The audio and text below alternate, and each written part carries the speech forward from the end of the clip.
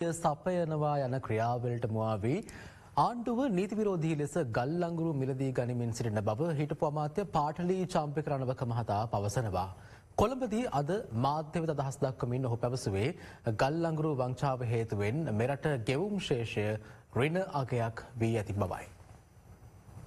2009 වසරේ සිට මේ දක්වා කාල සීමාවේදී ගල්ලංගුරු ආනයනයේදී සිදු වූ බව කියන අක්‍රමිකතා පිළිබඳ විමර්ශනයක් කිරීම සඳහා පත් කළ ජනාධිපති කොමිෂන් සභාව හමුවේ සාක්ෂි ලබා දීමට හිටපු විදුලි බල අමාත්‍ය පාටලී ශම්පක රණවක මහතා අද පැමිණියා.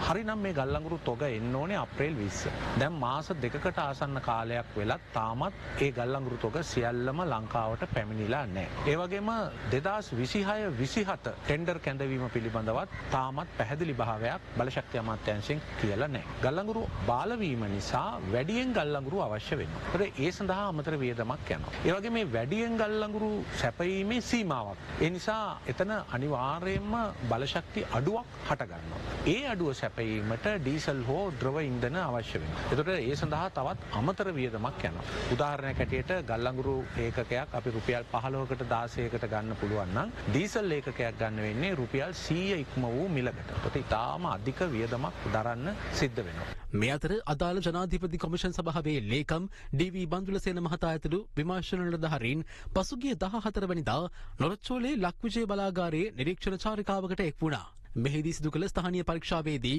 ගල්ලංගුරු ගොඩබෑමේ සිට ගල්ලංගුරු මගින් විදුලිය ජනනය කරන තෙක් වන සම්පූර්ණ ක්‍රියාවලිය නිරීක්ෂණය කරන ලද අතර ගල්ලංගුරු ගොඩබෑම, ගබඩා කර තැබීම, අහඹු නියැදි සාම්පල ලබා ගැනීම, නියැදි පරීක්ෂණය හා ප්‍රධාන පාලක මැදිරියේ මෙහෙයුම් කටයුතු ආදී කාර්යයන් පිළිබඳව විමර්ශන නිලධාරීන්ගේ අවධානය යොමු වී තිබෙනවා.